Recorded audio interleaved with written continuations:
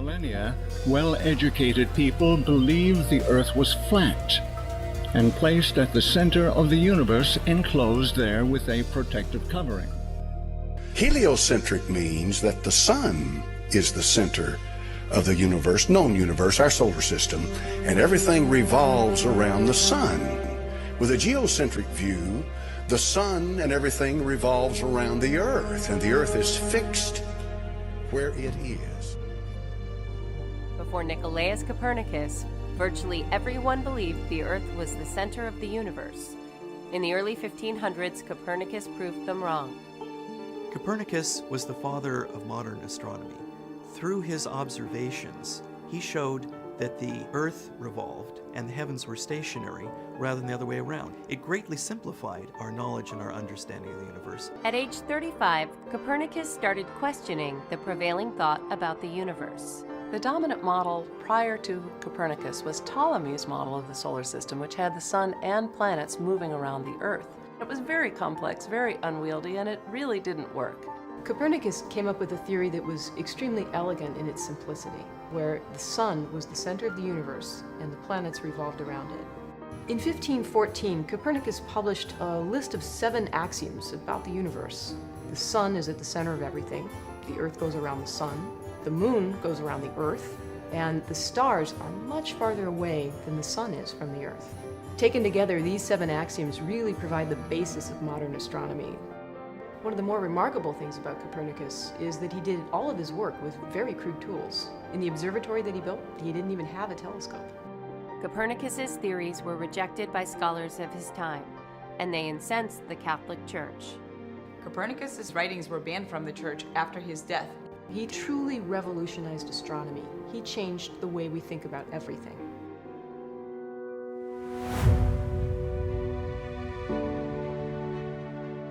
If what you believe is real, and you really believe it, and you have a foundation for that belief, you should be able to defend it. I have no respect for somebody who says, well, I believe this and that, and you don't have anything to back it up. In the beginning, God created the heaven and the earth was without form and void, and darkness was upon the face of the deep. And the Spirit of God moved upon the face of the waters. And God said, "Let there be light." And there was light. And God saw the light that it was good. And God divided the light from the darkness. And God called the light day, and the darkness he called night. And the evening and the morning were the first day. And God said, "Let there be a firmament in the midst of the waters, and let it divide the waters from the waters." And God made the firmament, and divided the waters which were under the firmament from the waters which were above the firmament. And it was so. And God called the firmament heaven. And the evening and the morning were the second day. And God said, "Let the waters under the heaven be gathered together unto one place, and let the dry land appear." And it was so. And God called the dry land earth, and the gathering together of the waters called he seas. And God saw that it was good. And God said, "Let there be lights in the firmament of the heaven to divide the day from the night, and let them be for signs and for seasons and for days and years. And let them be for light in the firmament of the heaven to give light upon the earth." And it was so. And God made 2 great lights, the greater light to rule the day, and the lesser light to rule the night. He made the stars also. And God set them in the firmament of the heaven to give light upon the earth, and to rule over the day and over the night, and to divide the light from the darkness. And God saw that it was good. And the evening and the morning were the 4th day.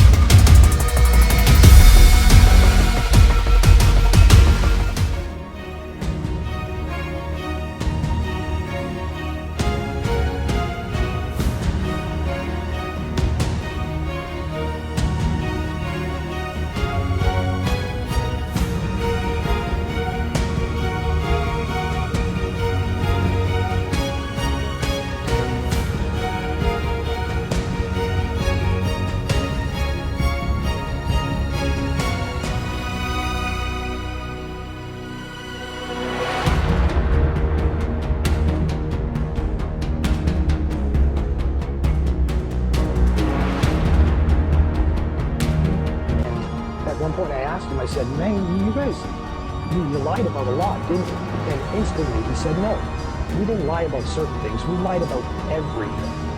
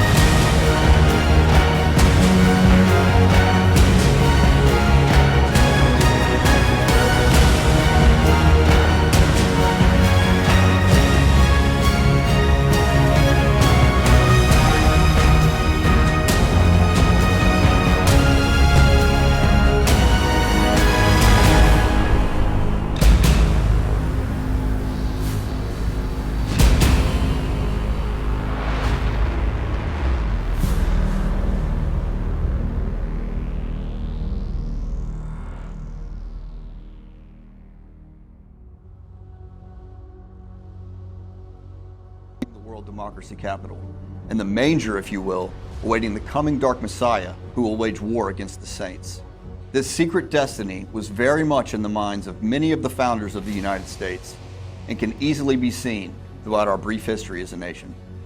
The foundation of America, just like the rest of the foundation of the rest of the Western world, is built around two kinds of building blocks.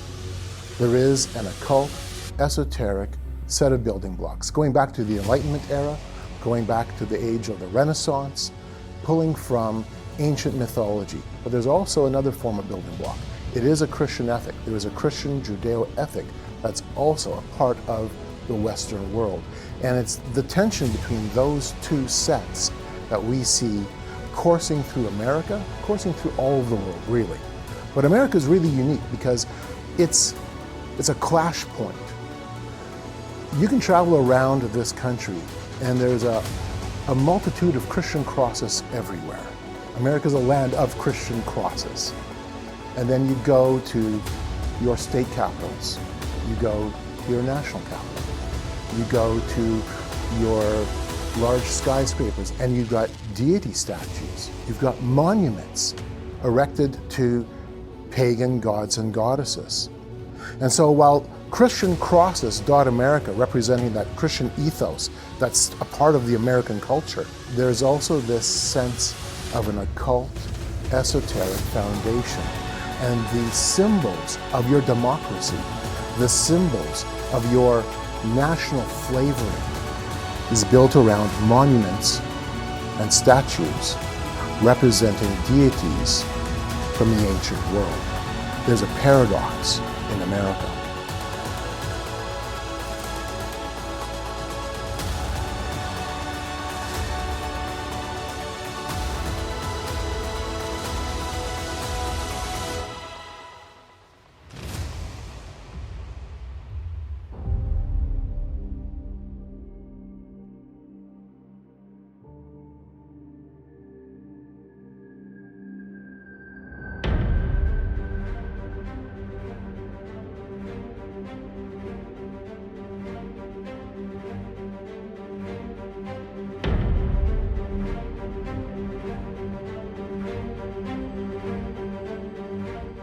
After the war, Byrd was sent back to the Antarctic for a mission codenamed High Jump.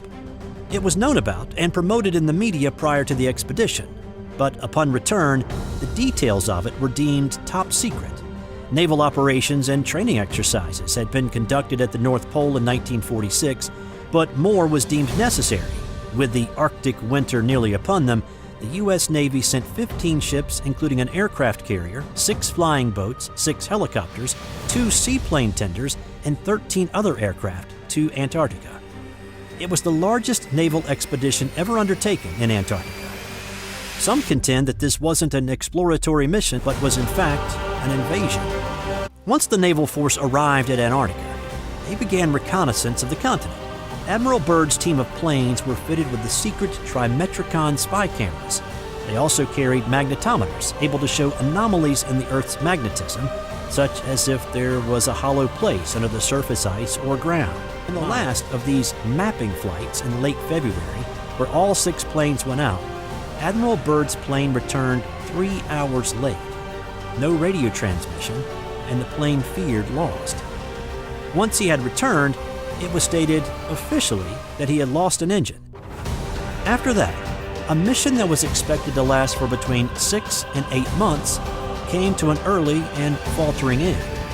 The Chilean press reported that the mission had run into trouble and that there had been many fatalities, though the official death toll was listed as 4. In the March 5, 1947 edition of a Chilean newspaper, Byrd is quoted in an article titled, "On Board the Mount Olympus on the High Seas." He said, "It is imperative for the United States to initiate immediate defense measures against hostile regions. I don't want to frighten anyone unduly, but that it is a bitter reality that in case of a new war, the continental United States would be attacked by flying objects which could fly from pole to pole at incredible speeds." Who or what was Byrd talking about that could fly from pole to pole at incredible speeds in the time immediately following his expedition? Admiral Byrd's secret diary. The diary told of a flight on February 19, 1947, but over the Arctic, not the Antarctic. Since he was known to be at the South Pole instead of the North Pole at this time, this would be an impossibility. Consider the theory that he managed to travel between the poles assisted to alien technology. The flight diary entry from that day reads as follows. "We are crossing over the small mountain range and still proceeding northward as best as can be ascertained. Beyond the mountain range is what appears to be a valley with a small river or stream running through the center portion. There should be no green valley below. Something is definitely wrong and abnormal here. We should be over ice and snow. To the port side are great forests grown on the mountain slopes. Our navigation instruments are still spinning. The gyroscope is oscillating back and forth. I alter altitude to 1,400 feet and execute a sharp left turn to better examine the valley below. It is green with either moss or a type of tight-knit grass. The light here seems different. I cannot see the sun anymore. Encountering more rolling green hills now. The external temperature indicator reads 74 degrees Fahrenheit. Continuing on our heading. Navigation instruments seem normal now. I am puzzled over their actions. Attempt to contact base camp. Radio is not functioning. Countryside below is more level and normal, if I may use that word. Ahead we spot what seems to be a city. This is impossible. Aircraft seems light and oddly buoyant. The controls refuse to respond. My God, off our port and starboard wings are a strange type of aircraft. They are closing rapidly alongside. They are disc-shaped and have a radiant quality to them. They are close enough now to see the markings on them. It is a type of swastika. Where are we? What has happened? I tug at the controls again. They will not respond. We are caught in an invisible vice grip of some type. Our radio crackles and a voice comes through in English with perhaps a slight Nordic or Germanic accent. The message is, "Welcome, Admiral, to our domain. We shall land you in exactly 7 minutes. Relax, Admiral. You are in good hands." I note the engines of our plane have stopped running. The aircraft is under some strange control that is now turning itself. The controls are useless. Another radio message received. We begin the landing process now, and in moments the plane shudders slightly and begins a descent as though caught in some great unseen elevator. The downward motion is negligible, and we touch down with only a slight jolt. I am making a hasty last entry in the flight log. Several men are approaching on foot toward our aircraft. They are tall with blonde hair. In the distance is a large, shimmering city pulsating with rainbow hues of color. I do not know what is going to happen now, but I see no signs of weapons on these approaching. I hear now a voice ordering me by name to open the cargo door. I comply. At this point, the diary tells of meeting with an alien class known as the Arianes. The diary entry continues with Byrd apparently talking with someone deemed the Master. You see, we have never interfered before in your race's wars and barbarity, but now we must, for you have learned to tamper with a certain power that is not for man, namely that of atomic energy. Our emissaries have already delivered messages to the powers of your world, and yet they do not heed. Now you have been chosen to be witness here that our world does exist. You see, our culture and science is many thousands of years beyond your race, Admiral. I interrupted. But what does this have to do with me, sir? The Master's eyes seemed to penetrate deeply into my mind, and after studying me for a few moments, he replied, "Your race has now reached the point of no return, for there are those among you who would destroy your very world rather than relinquish their power as they know it." He concluded a short time later by apparently saying, "We see at a great distance a new world stirring from the ruins of your race, seeking its lost and legendary treasures. And they will be here, my son, safe in our keeping. When that time arrives, we shall come forward again to help revive your culture and your race. Perhaps by then, you will have learned the futility of war and its strife. And after that time, certain of your culture and science will be returned for your race to begin anew. You, my son, are to return to the surface world with this message." With that, Bird and his radio man were ushered out and taken back to their plane, with the words of another saying, "We must now make haste, Admiral, as the Master desires to delay you no longer on your scheduled timetable, and you must return with his message to your race." The whole atmosphere seemed charged now with a certain air of urgency. After the cargo door was closed, the aircraft was immediately lifted by that unseen force until they reached an altitude of 2,700 feet. Two of the aircraft were alongside for some distance, guiding them on their return way. Bird says, "I must state here, the airspeed indicator registered no reading, yet we were moving along at a very rapid rate.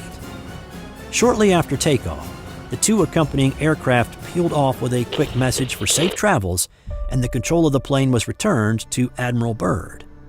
5 minutes later, Bird and his radio man once again see vast areas of ice and snow, and approximately are 27 minutes from base camp. We radio them. They respond. We report all conditions normal. Base camp expresses relief at our re-established contact. They landed a short time later. An official report was written to cover the 3 hours the plane was missing, leaving out any details about the supposed visit to meet the Arianes.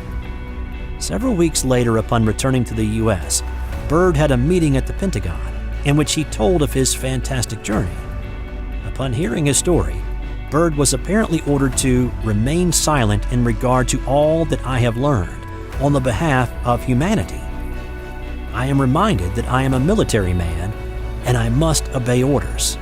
And outside of his secret diary journaling that day's events, he adhered to those orders.